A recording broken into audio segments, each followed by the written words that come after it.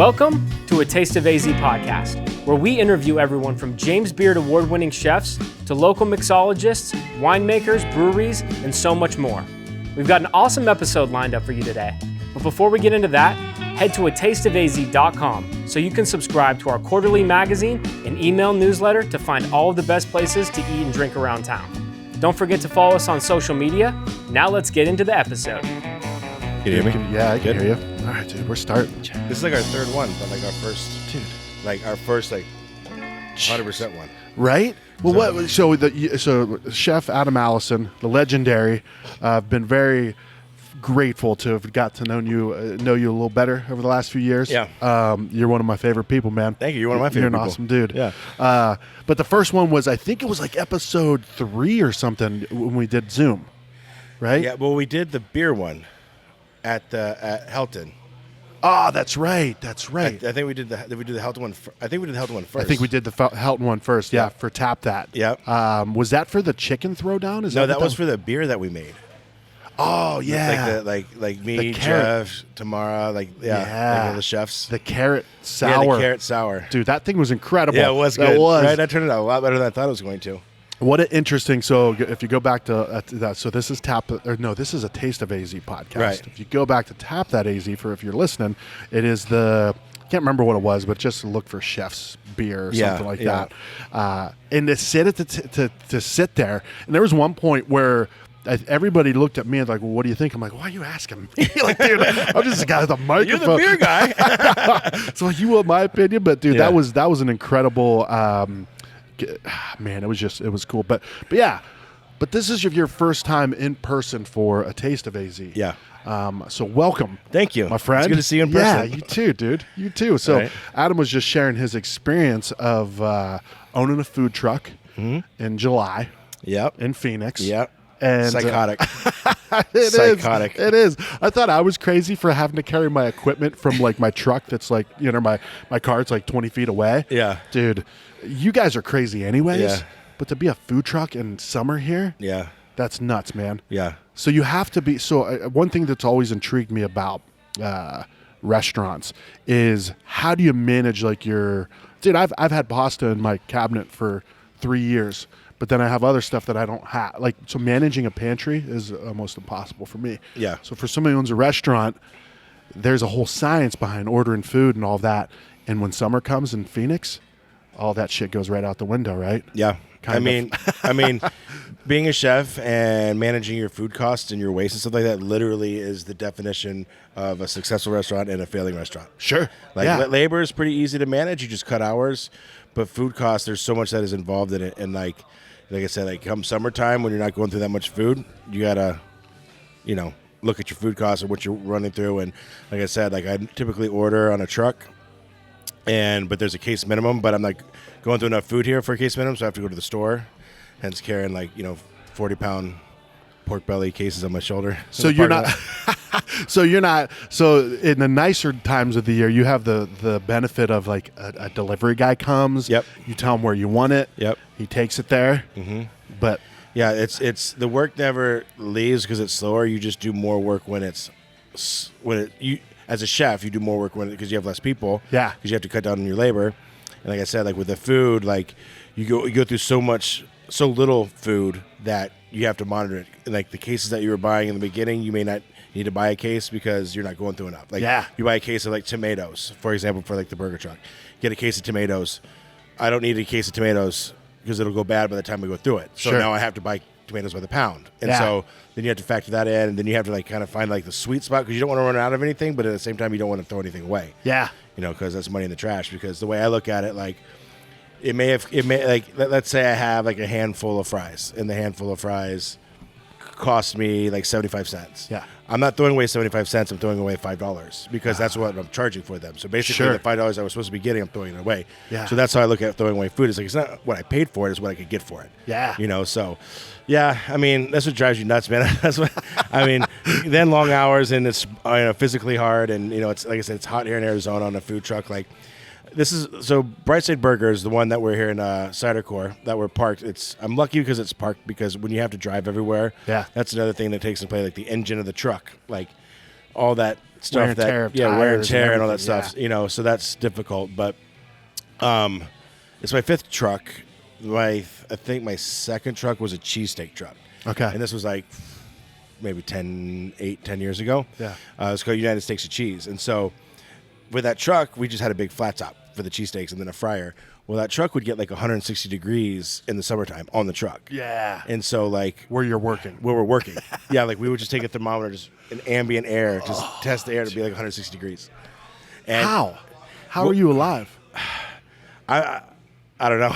I was younger then, younger and slimmer back then. So you just get so we would park the truck, we would turn everything on, get everything ready, and we would get off the truck and sit in the shade somewhere because lunch service is only like 2 hours. Okay, sure. And so the people would come out, we'd jump on the truck, we'd just hammer through 2 hours of service, and then we would like clean the truck to put food back and stuff like that, but we wouldn't like clean the truck after we were done, like clean the flat top, sweep the floors. Yeah. We would just take it back to the kitchen, and then we would just park it for the day. Yeah. And we'd come back the next morning when it was cool out in the morning time, and then we Cool. would clean the truck because you don't want to be like sweating like on a truck for 2 hours and then you have to clean it. You know, Yeah. so like Yeah. safety is first For sure. So, For sure. yeah, it's running a food truck in Arizona is a completely different science, and I'm sure it is like in Seattle and stuff like that. So Well, dude, I mean, first of all, running a restaurant, number one. Running a restaurant on wheels, number two. Right. As I add these numbers, the complications Right. they multiply. Right. To do that in Phoenix in the summer is just, Right. it's brutal. yeah, and so that's why I'm happy we're here at Cider Corps as a permanent fixture because it's basically we just set up like an outside kitchen, Yeah. you know, and people order here, we bring it in, so we take away the whole aspect of booking the truck, which I feel the food cost, like I was talking about earlier, like managing your cost of food and stuff like that in a restaurant. I think how you book your truck as a food truck is just as important in the food truck world because if you don't book your truck right, you know, you take bad events, you don't get events, that kind of stuff. You can like lose your business. And I think a lot of the food trucks, I feel they don't understand how to book the truck. Like, you know, like you should be only doing minimum amounts of the truck. Like I'll come to your wedding, but it's $1,000 minimum kind of stuff. Yeah. So if somebody hits 700, yeah, because a lot of people think they can just set up on the side of the road, open their window, and make a business, and you can't. Like, Yeah. It's you can only get so much business through it. So booking the truck is like one of the hardest things to do. So the fact that we don't have to do that here, don't have to worry about booking a truck. Then it's, you know, it's why I'm still doing it. Really. Yeah. Yeah. So Well, what a great combo though too. Your food with Cider Corps cider, right? And I mean they got Mike's Pizza here too. They've got Right. Pear Cupworks. Yep. It's just you guys are a great addition to that. And you've been friends with the Durham boys for years, right? Yeah. Yeah. I actually talked to them when I first met them. I met them through Jeff Krause when they were building this spot. They were still just doing it in their garage. Like I met them when they were doing it in their garage, Yeah. and they wanted to put this in here, and they wanted to do a food like how Mike's is now, and they wanted to possibly put like a kitchen to where I would come in and run the kitchen kind of aspect because they want nothing to do with the food. They just want to concentrate on the cider, which is great. Like let them concentrate on what they're good at. You know what I mean? Yep. Like just because you need food doesn't mean that you have to do it. So. So I met them back then, and then you know we brought the truck in when they were over at Gilbert for the short stint, and yeah, like we've done events here. They've always helped me with like a lot of the, the benefit charities that we do. They're always all about that. Plus, they're the same way. You know, they give a lot back. So Yeah. a lot of people in that community kind of who like are looking to give stuff back. They kind of stick together and kind of do that kind of stuff together. So For sure. love those guys. They're great. Plus, they're Yeah. super funny. Oh yeah, they're cool. Yeah, Josh is back there Yeah. too. I think he was trying to take Jason. a nap, and I Yeah. But so let's back up a little bit, right? Because I think it was episode 3. But if you're listening to this or watching this, go back to an early episode with Adam, kind of tell your origin story. So we don't have to dig back into that too much, but almost kind of like post pandemic, right? Like because you've been responsible for a lot of just different cool things, whether it's like the dinner that we went to at the farm in Scottsdale. Right. Yeah.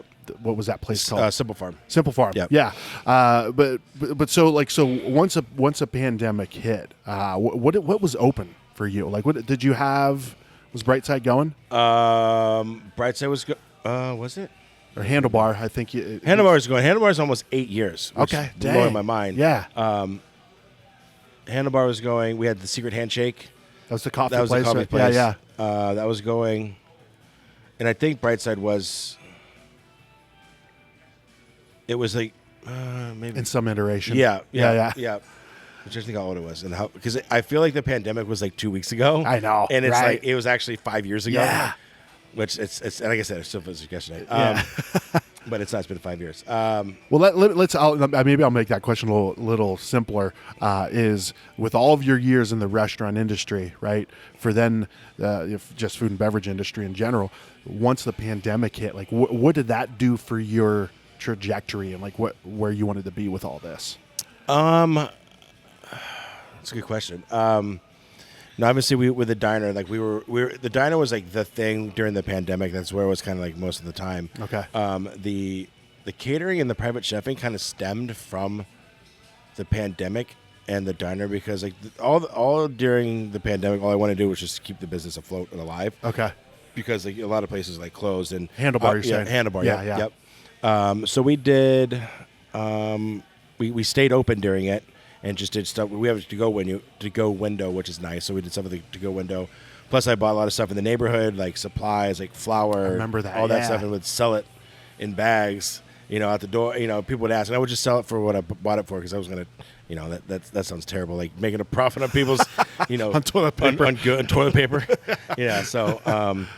But because it was slow, like people were staying in, so you have to rethink how you do business. Obviously after that, because things are a lot different. Like for example, like our menus on these tables, like we don't have someone take an order. Like you order your food from the table. So yeah, that's something like I said that we changed to.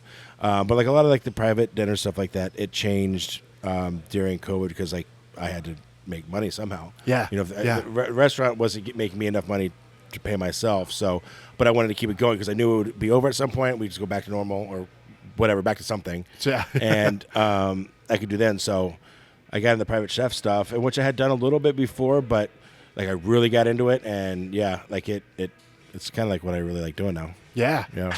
Why? Like what about that do you like? That's. I mean, I have a few things that I would think. Yeah. But from you, like what do you like better about that? You get to really kind of like flex your culinary skills doing that, compared to a restaurant, where a restaurant is more of a system. Okay. It's like a machine. And private chefing is more intimate, like you're cooking the dish that they're about to eat, kind of, you know what I'm saying? So it's more kind of intimate. Also, like I said, with the food, you could change what you're cooking each day, whereas a restaurant, you go in, you're going to cook the same chicken dish, what I mean? Until the menu changes, but for a good amount of time, you're going to be cooking the same chicken dish, and that kind of just gets repetitive and boring to me. And I've done that enough in my career to where like I'm done cooking the same cheeseburger, every day. So you get to meet super cool people, like a lot of times, like I cook for like some like local celebrities and stuff like that, which is like super cool to get to know them like on a personal level. Like I just cooked for Arizona Cardinals guy, and just like talking to him, just me and him in a room, is like something different than you'd see like on TV or something like that. So kind of seeing that aspect of the customer, and the guests and stuff like that is totally cool. Whereas a restaurant, you don't even see them eating. What I mean? And now I'm in your kitchen serving you food to your kids. Yeah. And like I'm part of kind of like your family, and so it's just, like I said, it's more intimate. It's more flexible in the hours too. You know what I mean? Like if I don't want to work for a week, I just don't schedule myself for a week. Yeah. Whereas a restaurant, you can't really shut it down for a week just to shut it down. So you have a lot more flexibility, I think, in it, and lean in, like I said, you get to try new food, and if it doesn't work, it's just 4 people, not a whole restaurant. They just ruin. For sure. For sure. Yeah. Well, I've talked to a few people that do private chef stuff, and they're like, dude, that's our bread and butter. Like they own a restaurant, or they but they're like, dude, that's where I make my money doing dinners for people in Paradise Valley. Yeah, I would say our catering and private chef business probably generates more profit than the restaurant and food truck combined. Yeah, dang. Yeah. Okay. Yeah. There's a much lower margin, Yeah. Because you're paying yourself and you're paying for food. Sure. Obviously, you need to pay insurance, but insurance for like a business like that's not that much money. And other than that, like gas to get there, there's really not much. Whereas a restaurant, you got your electricity bill, you got payroll taxes, you got all this kind of stuff that you have to pay. Where like if you can make 10% profit on a restaurant, you're golden. Yeah, you know what I mean. In that catering world, should be gatekeeping this. Make like 30-40% profit. You know what I mean? Yeah. So like on a $10,000 wedding in one day, you can make $4,000. Yeah. And so it's a lot more.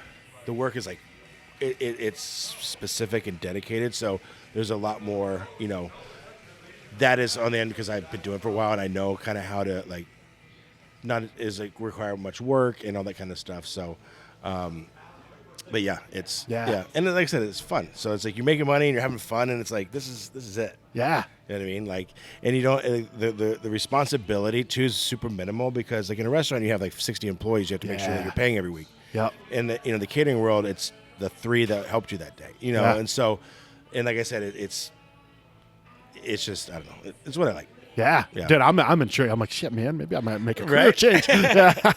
But you've got, I've seen you in action, man. I saw you at the World Class. So World Class, what was it, World Class Argentina or whatever. Yep. The guys, they import just incredible food. Yep. And to see you running the show, like there's all these chefs. I'm like, oh, man, I've seen that guy. Oh, I know who that is. And then here you are running the show, telling everybody what to do. Yeah. Yelling, just being a dick, I'm just kidding. No, you're just so calm all the time, man. Josh and I were just in the back talking about it. Like and to see you on Chopped and all this, like you thrive. It seems like in chaos. Like it's how do you get to that point? I just because I think I love it. Yeah. And at the same time, like I don't ever really let anything. There's just some things that'll stick in my head and like I'll over think it. Yeah. I have OCD that way, but like as far as like difficulties and stuff like that, like I'm always just like it's just this. You know what I mean? Like it's just putting it into perspective. Perspective. You know what I mean? Like if the building was burning down, then I probably wouldn't be so calm. You know what I mean? Sure. But like because you burnt like one dish, I'm like, hey, it's fine. You just burnt a dish, just do it again. You know what I mean? Like there's no point to get crazy over it. You know what I mean? Because when you create that environment, it makes it even worse. You know what I mean? Sure. Like something that's already chaotic and you're just adding more chaos to it. There's nothing that could be good out of that. Yeah. You know what I mean? And I learned like, the diner was like my first full business tour. Like there's so much more incorporated than doing the food trucks before and stuff like that, that dealing with employees and cooks and like how to handle employees and what's the best way to get the positive response out of employees. And it's really just to treat people good. You know what I mean? Because I think all people just want to be treated well. For you know sure. what I mean? And people are going to mess up. People are going to do bad things. And you just got to be like a human being with them. You know what I mean? Because being negative, being screaming like that, like I don't think anyone wants to be like, oh man, that made me feel good. I'm going to do it. You know what I mean? That. They're doing it out of fear. And you Sure. don't want them to be doing anything out of fear because you're not going to get the best results. Yeah, From absolutely. someone operating out of fear. You're going to get the best result from people that are comfortable in the situation, people that, like working in the situation. Because like I tell them, like when people start with me, I'm like, look, come work a couple of events with us. And if you don't like it, I'm not going to hold you here. Like I want you to be here because you want to be here. And same thing, if like I think you're here and I don't think that you bring the right vibe or the right, what we're looking for, then I'll be the same with you. It's just along the same agreement, and it's just worked well, just treating people like human beings, really. Yeah. For sure. And with that, like that's just kind of how I handle a situation. Like I know me and Jeff are like, when we operate, it's like fire and ice, you know what I mean? But it's great though because he lights a fire in me and I kind of calm him. Yeah. So it's kind of like this. Like we feed off of each other. Sure. And it works great for us. And I think, I kind of need a little bit of that sometimes. Like I'm not saying like the way I am is always the right way to be. Like sometimes you need to like have a little, get up in your step, you know. And so like he kind of corrects me that way. So, life's short, man. For sure. Yeah. Well, we're talking about cooking here. You're cooking food. You know what I mean? Yeah. Well, you said too, someone burned something, right? Like stressing about it is not remaking that dish, right? It's like screaming about it and getting pissed about it, like that is nothing. You know what I mean? It's just like, hey, just do it again, man. Yeah. You're still gonna sleep in the same bed tonight. You know what I mean? So for sure. So just don't sweat it. Yeah. So can we talk about like what's going on over across the street over here? Sure, we could talk about that. Across the street from Cider Corps, Jeff and I are still in the process of. It's kind of in the build out phase, I would say. We're doing open a restaurant called Tortoise and Hare. I love it. Yeah, I love it, and like full like from morning to night type of concept. So we kind of took the idea of, like I said, like the fire and the ice, the yin and the yang, the tortoise and the hare idea. And because, when you look at a restaurant that has more than one chef, people are like, uh-oh, Like that's going to end poorly. You know what I mean? There's a phrase for that, right? Too many chefs in the kitchen. Yeah, because they're always, when you work in an environment like a restaurant that has a hierarchy of responsibility and decisions, when there's two people that are the same and they're the top people, it's like running the country with two presidents. Like, who's going to make the final decision? You know what I mean? And there's not like three of you. I mean, if there's three of you, it'd probably be easier because you could do a vote. Yeah. But we just understand that situation that could happen, and we kind of split it to where he's in a morning brunch kind of guy, and I'm a lunch kind of dinner. Yeah. And I'll run it like a lunch and dinner restaurant. He'll run like a breakfast brunch restaurant.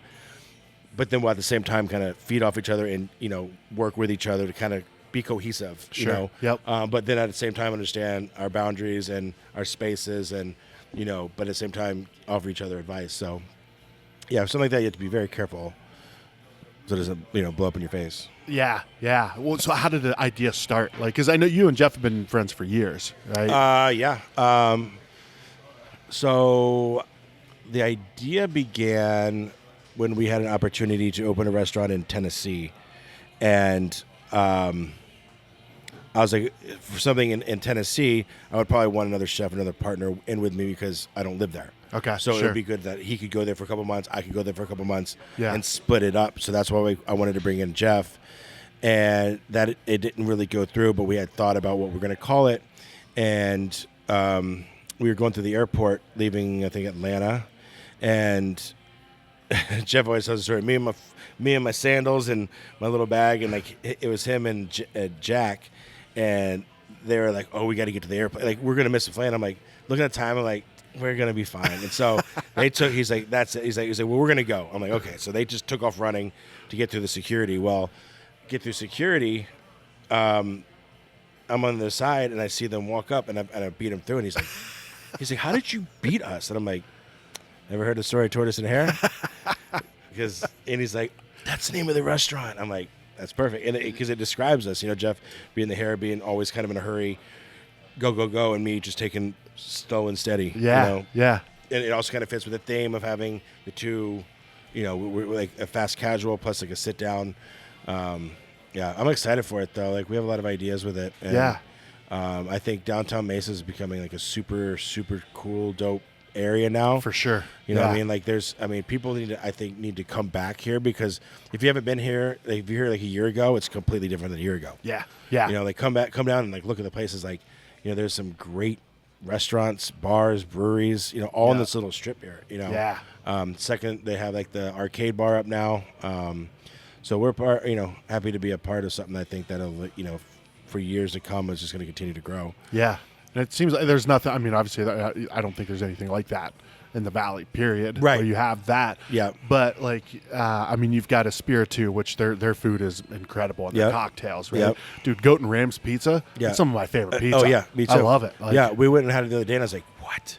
Yeah. I'm like, that pizza's like my jam. And, yeah, and it's the brewery, with it. So Fan of Fox, Fox, yeah. Yep. They do a great job, for sure. Yep. Yeah, dude, and I mean, you got Worth Takeaway, you got Gus's Fried Chicken, you got Oro and Paddle House and BR. Dude, there's just so many places. Easy Distilling. Yeah. Oh, Easy Distilling. Yeah, they're open now too, right? Yep. Yeah. Yeah, like right here behind us. Oh, really? Yeah. Dang, I didn't know that. Yeah. I need to take a walk sure down the streets myself. Right? That's what I'm saying. Like things just keep popping up, and Paddle House is starting to build. That'll be cool. But it's all very. I know, like the developers, like were super. They wanted to be like hyper local. Yeah. Like not even like Postinos could come in here. Like they wanted very small brands because like I think those kind of places overshadow the smaller places. I feel like if you put a Postinos in a corner and then like a culinary dropout in a corner, those places are going to get all the draw, and all the smaller places are going to get pulled away. So I think they wanted to keep that out and just let all the little kind of mom and pop shops kind of come in here and then build up. So for sure, it's you're not going to find no Pizza Huts here. So yeah, it's super cool what they're doing. Dude, remember back in the day, Pizza Hut? Do they still have the buffets? I don't know, man, but I did that book it thing.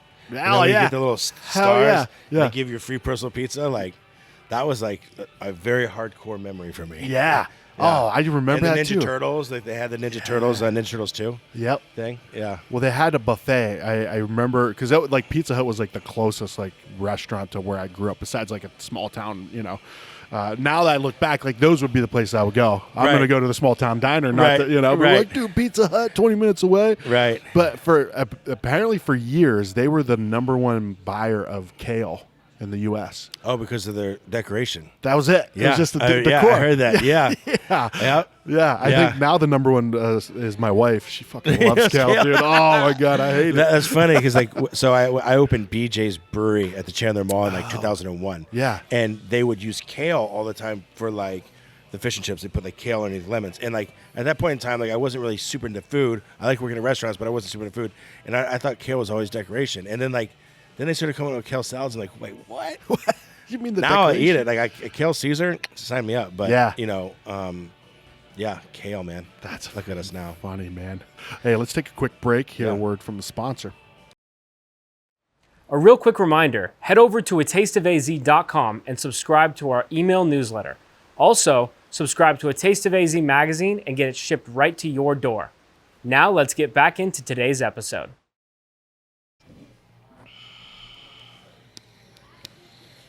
All right, man. You doing good? You sweating through these headphones? No, I'm actually, it's not that bad. Good. Disclaimer, we do clean the headphones after every episode. All right. So do we have an ETA on Tortoise and Hare, or is it just kind of that normal like TBD? So there's not, I don't think. Yeah. I think May was the last one we got, but it always changes. So yeah. Like since we're in the main street, we're doing like a project with the city where they're redoing the whole facade. Okay. So we have to wait for them to get those plans approved and done before we start our own construction. Since COVID, a lot of stuff in construction has been like pushed way back still. So like an electric box, I think we're waiting for is going to take like 10 months to get. Remember you telling me? Yeah. Like for an electric box, just the box. The box. Yeah, because they're custom made to what you need. So. Yeah. We ordered it, so it's in the process, but it takes 10 months. So are they like mining like the minerals, like the raw minerals? Right? This is literally from scratch, like where we have the silver mine in New Mexico. Right, that's crazy, man. Like, and I mean, I think of those things like when I was asking you about like the difference between catering and a restaurant and stuff. To me, there's just a huge list of all. I mean, because owning a restaurant, there's so many. You're an owner of all kinds of different businesses, right? Right. You have your own personal like handyman company. You've got your own personal plumbing company, right? Yeah. Like all of those things. Like those are all the things that, like an electrical box, right? People think, oh, what's the delay? Is it? It's electric box. Like right. What? It's electric box. Yeah. Yeah. Like we have certain skylights we want, like the roof change, like. Yeah, it's sometimes I just I'm like, I don't know. It's hard keeping up. Yeah. You know what I mean? And then just kind of recheck in and see. So, yeah, I mean, it is in the process. It's just taking time because of the paperwork. Anytime you have to deal with the city, and all that, like it just takes forever. So that's a lot. Yeah, we're excited, but I'm not holding my breath. Yeah, yeah. So, as Secret Handshake, is that still rolling? You guys still? No, we sold that, and it's Brick Road Coffee, which if you haven't been there, what those guys do is amazing. Brick Road? Yeah, Brick Road Coffee. Okay. What they do for the community. But that was kind of something that it fell in our pocket, or like the guy's like, I don't want it, do you want it? So we ran it, and I was like, I don't want to run a coffee shop. Yeah. I drink coffee, I don't make it. You know what I mean? Yeah. Like there was no kitchen, so like you couldn't really do food. So to me it was like pastries and coffee, which is great. I mean, people who like love coffee and stuff, for me, I had no interest. And then we had these the Brick Road Coffee people came by and like what they want to do, and their story and stuff like that was amazing. Like I said, I didn't have time to work in there, so I was never there. You know what I mean? So they came in and they had this idea, and I'm happy that I was able to, give them that opportunity. And it's like I said, check them out. They do great stuff. Yeah, nice. So where is that exactly? It is off the 60 in Rural. Okay. I believe 60 Rural on the south side of the 60. Cool. So Brightside Burgers. We got to talk about Brightside Burgers because you guys were at our festival last year. Yep. And you'll be here. Yep. This year, right? Yep. January 25th is the festival. You guys were heads and tails the favorite. Like there was a line. Like people were like, "Is that the line for the bathroom?" Like, no, there's no line for the bathroom. That's for Adam's Burger. It actually surprised me as well because I mean everyone there was great. You know what I mean? Like I tried all the food. You know what I mean? And people brought their A games for sure. It wasn't like it was the big boys there. So I was definitely surprised to see burgers. But then again, I mean, you're staring at a baseball field. I mean, a cheeseburger just sounds great. You know, for sure. You know, so. Yeah, we were happy to be there. It was great. It was a fun event. It was a French, it was French onion soup. French onion soup dip burger. Mm-hmm. I think that was Luke's request, right? Because I think Luke had it off your truck one time. He's like, "Dude, Adam's coming. He's got to." I'm like, "That sounds incredible." Yeah. Next thing you know, I'm standing in line 4 times. Right. Yeah. And you guys were cranking them out you had your Blackstone out, and like it was like these things were coming hot off the grill. Your team was just cranking them out. Yeah, we did like 850. Yeah. Dang, man. Yeah. That's impressive. Yeah. That is impressive. So why burgers? Like, so it seems like burgers is like is a key food for you. Yeah, I mean, it's like it's in my top 5 favorite foods. Yeah. You know what I mean? Yeah. Like it's either pizza, burgers, you know, French onion soup is up there. But it was actually so when the cider guys were opening the Gilbert one, they had, since they came to me about this spot, and then, that's great that they got Mike. And then so they opened this spot, so they came to me about this one, and I was like, what goes good with coming to cider? You know what I mean? And I don't want to obviously do pizza. So I was like burgers, I think that's a good plan. So the idea for burgers, because it would pair well with drinking, Yeah. So it wasn't Brightside Burgers at the time. It was just no. We came out of that to open a food source for the other cider. Okay. So these guys are the reason why we have Brightside Burgers. Thank you, gentlemen. Yeah, thanks, guys. Yeah. Great pair, though. A cider and a burger. Yeah, and fries. Yeah. That's how it started. Just it wasn't like I didn't have burgers in my mind. It was just what would go well with people in Gilbert coming for some cider. And did you have just a truck? You just had a regular? We bought one. We bought it for it. Yeah. Okay. Mm-hmm. Yeah. So you didn't even have one yet at the time. No. Yeah. Like I said, they had reached out and they had talked about putting a kitchen, but not yet. And I was like, "Well, I can go get a truck and we'll just park the truck." Yeah. And so like I had no intention to start a food truck. Yeah. I was done with it because, like I said, it's hard. You've done it. Yeah. You had done it. Yeah. I've done it. Hot summers, booking that truck. Like anytime anyone ever asks me that they want to start a food truck, I'm like, you really need to think about it. Just as much as opening a restaurant. Like they're like, "Oh, I'm gonna, I make great spaghetti and meatballs. I'm gonna open a food truck." I'm like, yeah. I'm like, think about, my advice is if you want to open one, start with a shaved ice truck. Okay. Because those things always have lines. Yeah. And they're selling ice. So, your profit margin on those things have got to be ginormous, and you're always busy. And in the summertime, you're not cooking anything. You're standing around ice. So it's a good truck to be in because there's nothing hot, so. Why don't you start That's one? a little tip. You'd come up with some crazy flavors. I know it. Yeah. Yeah. Yeah. Hot dog shaved ice or something like shaved that. ice. Hot dog mustard ketchup. Jeff. Who did that? No, Jeff did. He did some ice cream at some festival, and it was one of his biggest regrets. It was. Oh, wasn't it like blood pig sausage or pig something? Blood. Yeah, it's like blood. Yeah, like actual blood, like blood ice cream. And I'm like, okay, Jeff. That one might be a little too much. Hey, man, I would try it. I would try it, but for sure. I mean, I don't know how many people are like, what, blood ice cream? Like, yeah, he's funny. Yeah, that's an uphill battle right there. Yeah. Oh, you want to try that? Oh, yeah, it looks good. What is that? That's blood. Yeah, blood. Oh, like tiger's blood flavor? No, it's blood. Well, he did the burger throwdown that you did at Casey's Woodshed, and obviously you stole the show at the end, like with the dry ice and the wings. That's the wings. Oh, the wings. That's what it was. Yeah. But Jeff did this it was like a coffee wing rub or something. That was it was like a breakfast wing. Yeah. It had like coffee and shit, and like maple syrup or something. Yeah, dude, it was Yeah. I just like that it's thinking outside the box type. Yeah, of shit. he's one of the most creative people I know. Like sometimes like he'll say something like what, and then you'll try it. And I'm like, that's brilliant. Yeah. You know what I mean? Like that's brilliant. So, yeah, I love that guy. He's awesome, man. Yeah. And he's just got that he's got the mad scientist kind of look. Yeah. Right. 70s mad scientist. I guess you could Yeah. say. Anytime I ever have any like question that has to do with like food science, like I'll just text him. Yeah. I mean, dude measures everything in grams and like, he's like the scientist. Yeah. So it's pretty amazing actually. Yeah. Like how much he kind of knows about that stuff. And you could see it like when you're talking with him, you can see in his eyes like he's like. Yeah. Oh yeah, and he loves it. Yeah. Yeah, he loves it.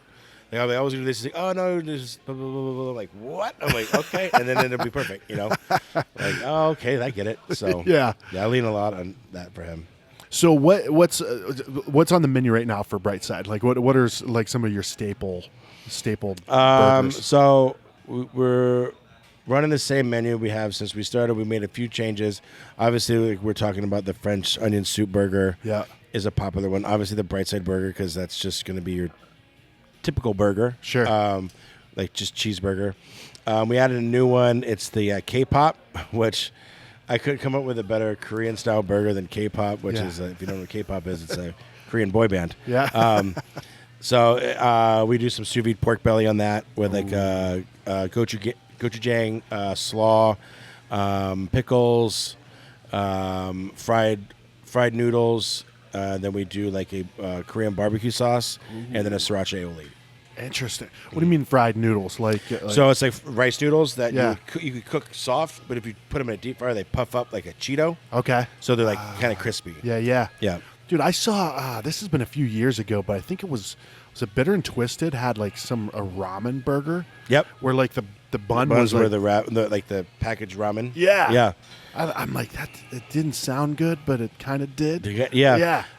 I had it. I think the reason it was good is because I believe, from what I remember, they used like a pork patty. Okay. That was like an Asian meatball. Like Okay. it wasn't like a burger. Sure. It had like an Asian pork sausage kind of Yeah. flavor to it. So eating it with the ramen, it kind of made sense. But yeah, I forget about that. Yeah.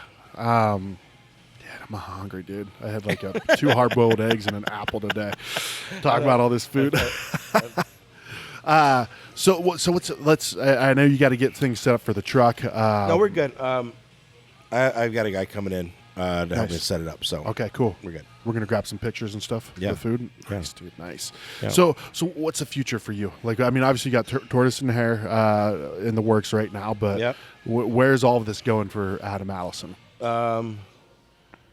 Well, we're waiting on Tortoise and Hare. I sold most of my ownership in the diner, so kind of moving away from that. And, I'd like to open up some more Brightside Burger locations. Okay. So like small brick and mortar spots. So Yeah. we're actually kind of looking into that.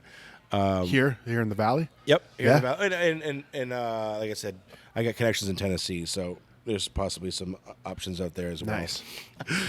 So what's that experience like, right? I mean, because you've talked about in the very early episode, you talked about being on Chopped, Right. winning Chopped, Right. Chopped champion, Right. Going to the McDonald's next to the thing and Yeah. meeting the guy around the back and Yeah. fall. Right, yeah, like there's some trafficking. Yeah. Like, what am I doing here? Yeah, which is crazy because, like I said, I've done shows before and they pick you up from the airport and take you to the hotel. Like, this is like, meet us at McDonald's in Harlem at 6 a.m. and wait for us. Yeah. You don't know who's going to meet you, but somebody. Like, what? And this is like There's going to van pull up and, bag over the head. Right. Yeah. Oh, that's a nice potato sack bag. Right. But which is funny because I mean Chopped is probably the most known. Yeah. Like it's the Yeah. most well known. Yeah. And I feel like this one was different for me because I wasn't traveling out of state. So, Yeah. But yeah, they had the hotel set up for us, which, like I said, Chopped, you book your own hotel. So this time they had a hotel for us. And they were more communicative with like the travel part. Okay. So I don't know if that changed since I've done Chopped, but yeah, like you get there the night before, and then you have like roll call at like it was like 8 a.m. I think. Okay. But before that, like they make you like take pictures of different outfits that you have to send them, which they did with Chopped. But I know Chopped, they give you a chef apron or a chef jacket. So they wanted to see your outfit. Yeah, options, they wanted to see my shoes and approved. pants. It was shoes and pants. Yeah. Because they have like you wear like a jean kind of looking shirt, like a long sleeve shirt. Yeah. And they give you an each different colored apron. So they wanted to see your like pants and shoes. So they went with the one that I didn't want. I just threw it in there. It was like white shoes and like khaki pants. Yeah. Like that's the one we're gonna go with. I'm like, go with the Target. that's look. not what I wanted, man. I wanted the camo pants with the black shoes. Yeah. But that's why they make you send it. Like, dude, we want everybody wearing black shoes with camo pants, man. Right? Yeah. So, yeah, and it was, like I said, same thing. Filmed all. This was filmed in 2 days, actually. Okay. Because I mean, yeah. So like, it's like the one day you do the competition, and then the second day, it's not a full day, but like you wake up and then you go do interviews in this room that they have set up with like the green screen and stuff, and. Where you kind of tell your story. I'm Chef Adam Allison. Yeah, like you kind of talk about the whole day. Like you start with like the first round and you talk about the first round. Oh, like, I see what you're saying. Good. Yeah. They take notes for everything, so they kind of remind you like, okay, so you did this, blah, blah, blah, blah, blah. Talk about that. And so you have to basically go through your whole day, and then they ask you other questions, like you talk about yourself. And then for Chop, they did that all in one day though. Like you did the competition, and then like since I won, I did the whole competition. And then after that, I did like 2 hours of interviews. So I think they better split up because like Chopped, I was like so like mentally exhausted and it's a long day already. And then you just won, and then they wanted you to sit down and like say like the 10 times and what 10. You know what I mean? Like what? Like that's crazy. Yeah. So I like kind of having that break. Yeah. Yeah. So. Because I watch, Jeff was on Supermarket Stakeout. Yep. He made what do you make the soup? The soup, the curry broccoli soup. cheese. Yeah. But I think it was like a broccoli cheese curry soup. Yeah. To me, sounds like incredible. Yeah. And it was like have to do with like being like warming or like a comforting. Yeah. And I was like, that sounds exactly what you should have. And they were, I don't know, the judges are all different, and it's hard to like think what they're gonna do. You know what I mean? Like a good example. So when I did Chopped Champions, the first round, I used a lot of the pantry ingredients. Like they had like sweet potatoes was one of the ingredients. So I got regular potatoes and did a hash. And so Alex Guarnaschelli was like, "You use too many pantry ingredients. Like you use the basket ingredients should be the star." And I'm like, "Okay." So the second round, I did that. I didn't use a lot of pantry ingredients, and she's like, "You could have used some pantry ingredients to highlight these." I'm like, you literally told me not to use as much. It didn't end up on the show, but I told him like, you told me not to use as much ingredients. That's why I didn't use as many ingredients. Yeah. And she's like, well, sometimes you do need the ingredients. I'm like, man, you guys messing with me? Yeah, right. Like, come on. And then I got chopped. I'm like, I should have just done what I wanted to do. Yeah. You know? So it is what it is. Dang. So what? So I mean, you do well on the shows. Yeah. Do you want to build up to that? Like, do you want to be on TV more and like be on these shows and maybe have your own thing? Yeah, like Chopped was a big one because it was the first show that kind of got me like into the aspect of like creative cooking. Yeah. Before I was cooking, I would watch the show because I thought it was cool. And so then once I was on that, and when I was like, I'm good. Like I wasn't really seeking out other shows to do it because I felt like I had done the one I wanted to do. Sure. Like I didn't really like. Guys, grocery games, like shows like that. You know what I mean? Like, what if I go on and lose? Like, then I'm like one of two. You know what I mean? Like, right now I'm undefeated. But yeah, so they reached out to me on this one. Like, sometimes they reach out about some shows. So they reached out to me about this one if I want to do it. I'm like, you know what? It's been a minute. Yeah. You know, let's do it again. So once then I won. It was like, okay. So I had applied. I think I just applied to like Beat Bobby Flay. Okay. That would be a cool one, I think, to do. Yeah. And then I also applied to the Chow House, the one that which is a great show. Devin Cunningham from CC's Central. Yep.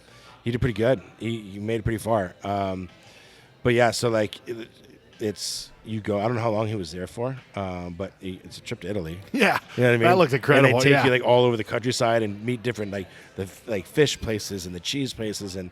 Like if I can get a trip to Italy in it, like, count me in. You know what I mean? So, and I feel like they all stay there the whole time because they bring people back. So, it feels like they say like next week we're gonna do this, but I don't think it's a week. I think they like do it the next day. Oh, you know gotcha. What I mean? Yeah. But they make it look like they've been there, but they're probably there for like 2-3 weeks. Sure. But I mean, still. he said they would go out on days off and like eat at restaurants and stuff like that. So that would be a cool one to do. So that's all right. Chow House, you guys listening? Yeah, listen. Sign me up. My man Adam Allison. Sign me up. Yeah.